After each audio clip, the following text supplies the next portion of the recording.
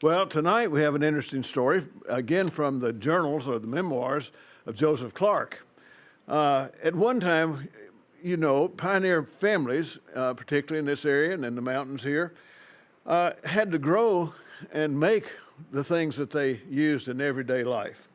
Their basic needs were usually fairly limited and few and basic. They lived a basic life, but they had to buy some things like coffee and sugar and spices or trade for them and tools, but everything else they had to come up with on their own. But as villages and towns grew into cities and manufacturing and markets developed and desire for their manufactured goods grew, to increase their profits, city businessmen began to hire people called drummers, salesmen, to take the surplus materials that they had or their slightly flawed or outdated goods out to the rural areas. And so the outlet mall, if you will, came to us. We didn't have to go to it. In one of his memoirs, Joseph Clark recalls a handsome, stylish salesman called a drummer who drove a polished vehicle pulled by two handsome black horses. The drummer would hitch up his horses at a livery stable down in Jonesboro, drive to a warehouse, and load trunks of goods on his vehicle.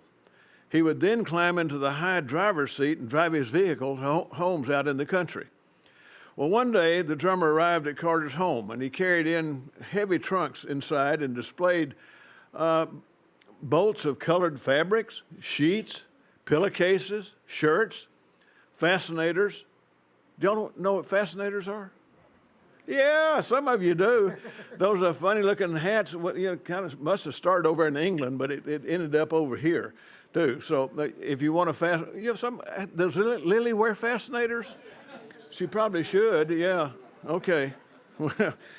Well, long johns and socks and stockings and corsets and jewelry and lockets and combs and brushes and shoestrings and shoe polish and hair tonics. You remember the old Brill cream, a little dabble, do you? And a butch wax, even we wore from time to time. Don't see many people doing much of that anymore. But he brought some of that.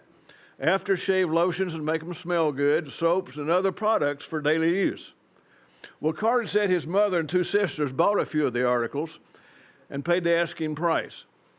Then, following the courteous leave-taking, the drummer carried his heavy trunks back to his vehicle, climbed back into the high seat, driver's seat, with a giddy-up, headed on down the road to another house.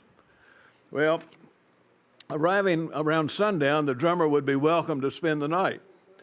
During the evening, everyone enjoyed the entertaining conversation and the news that a drummer would bring with him. He would sell a few items, wink at the girls, and then hit the hay.